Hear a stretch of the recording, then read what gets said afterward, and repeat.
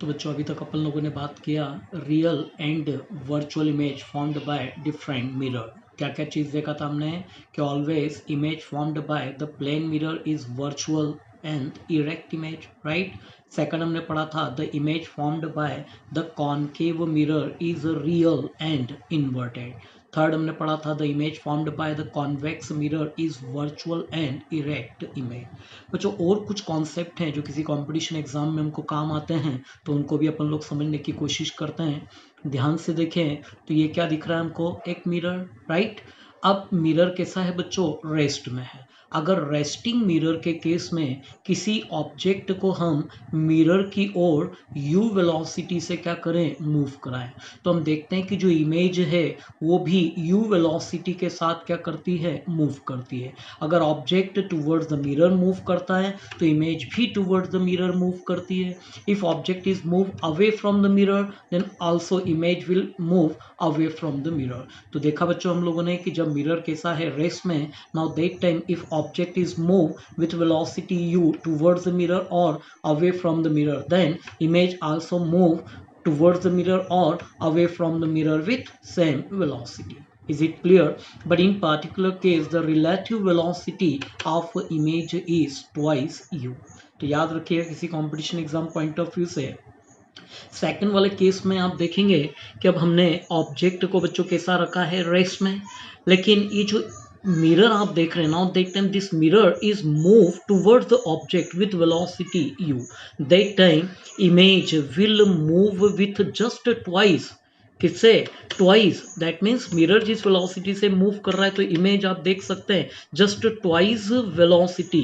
That means अगर इसकी velocity कितनी है 3 मीटर पर सेकंड, तो बच्चों 3 इंटू 2 कितना हो जाएगा, 6 मीटर पर सेकंड। तो बच्चों क्लियर हो गया कि next case if object is in rest and if mirror is move with velocity u toward the object, now that time image will move with just twice of velocity of mirror. Is it? Next question देखिए बच्चों, next मतलब topic देखिए, ये भी बड़ा important topic है। ध्यान से देखें, ये है हमारा mirror. Obviously that time mirror is in stationery state. What is this, normal. This one is incident ray. If this incident ray is move with angle theta, मतलब ये जो हमारा इंसिडेंट रे है बच्चों, हम इसको थीटा डिग्री एंगल से क्या कर दें, रोटेट कराएं। Now that time the reflected ray also rotate with the same angle theta. तो क्या देखा बच्चों हमने कि रेस्टिंग मिरर के केस में अगर इंसिडेंट रे को हम थीटा डिग्री के एंगल से क्या कर दें, रोटेट कर दें, तो जो रिफ्लेक्टेड रे है बच्चों वो भी थीटा डिग्री के एंगल से क्या होती है, रोटेट हो जाती है। तो ये तो सिंपल केस है। अगला वाला जो केस ये बड़ा इंपॉर्टेंट केस है, ध्यान से देखें। What is this, mirror, right. अब ध्यान से देखें, हमने इस मिरर को थीटा डिग्री से क्या किया है, रोटेट किया है। इसके पहले वाले केस में आपने देखा था इंसिडेंट रे को हम थीटा डिग्री से रोटेट करा रहे थे, लेकिन अब वाले केस में आप देख सकते हैं कि हमने मिरर को थीटा डिग्री से बच्चों क्या किया है, रोटेट किया है। अब जब मिरर को हम थीटा डिग्री से रोटेट करते हैं तो बच्चों उसका नॉर्मल भी थीटा डिग्री से क्या होगा, रोटेट होगा, right. But that time the reflected ray is rotate with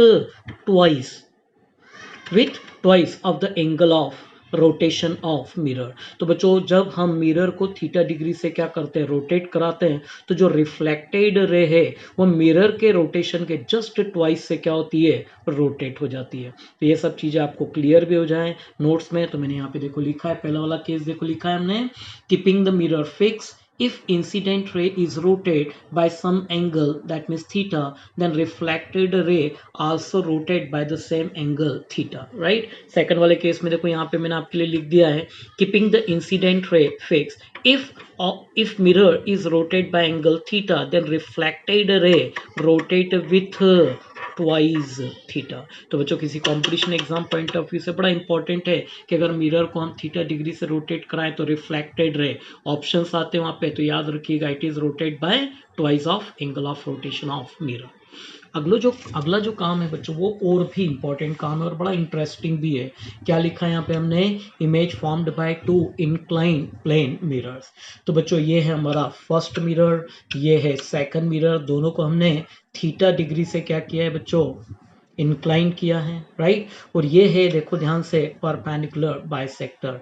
अगर ऑब्जेक्ट इन दोनों मिरर के बीच में रख दिया जाए, अब एक ऑब्जेक्ट होता, एक मिरर होता, तो ऑब्वियसली हमको केवल उसकी एक ही इमेज दिखती, लेकिन यहाँ पे दो मिरर हैं और दो मिरर हैं और एक ऑब्जेक्ट है, तो हमारे मन में क्वेश्चन आता है कि अब की कंडीशन में उस ऑब्जेक्ट की कितनी इमेज फॉर्म होगी।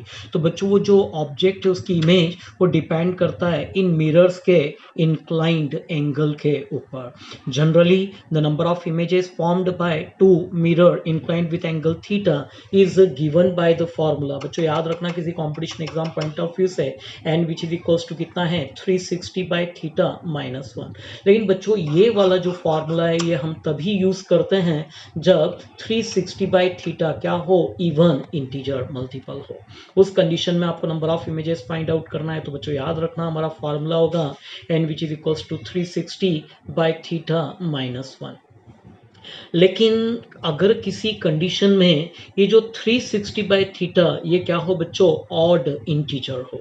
अब ऑड इंटीजर हो तो बच्चों दो कंडीशन इसमें बनती, दो पॉसिबिलिटीज यहाँ पे होती है।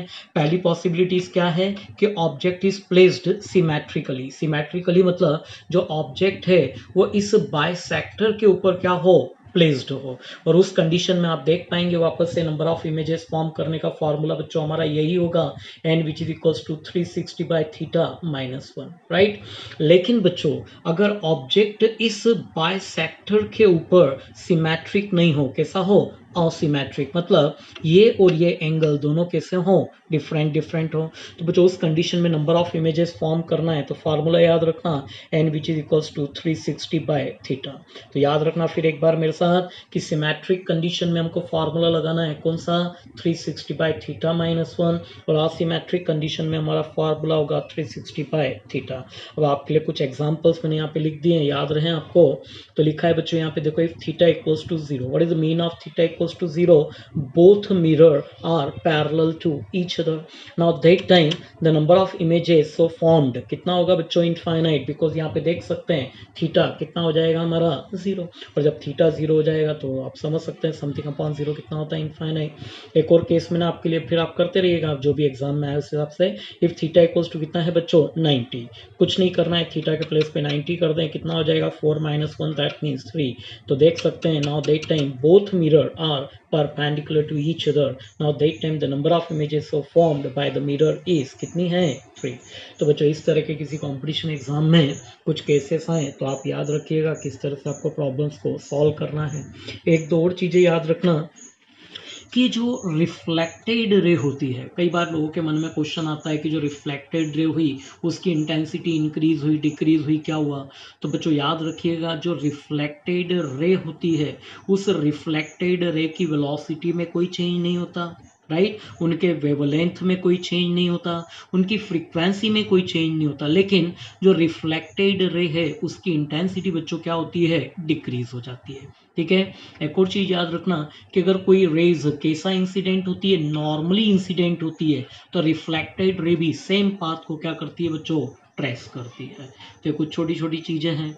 अब कई बार जैसे किसी कंपटीशन एग्जाम में आता है कि एच हाइट का कोई पर्सन है, अब उस एच हाइट के पर्सन को अपनी कंप्लीट इमेज देखना हो तो मिरर की हाइट कितना होना चाहिए। तो याद रखिएगा बच्चों that time the height of mirror just half of the height of man, is it. तो इस तरह की कुछ प्रॉब्लम्स हैं जो एग्जाम्स में आती हैं, तो आप लोग उसको इन फॉर्मूले को यूज करके, इन कॉन्सेप्ट को यूज करके सॉल्व कर सकते हैं, ठीक है।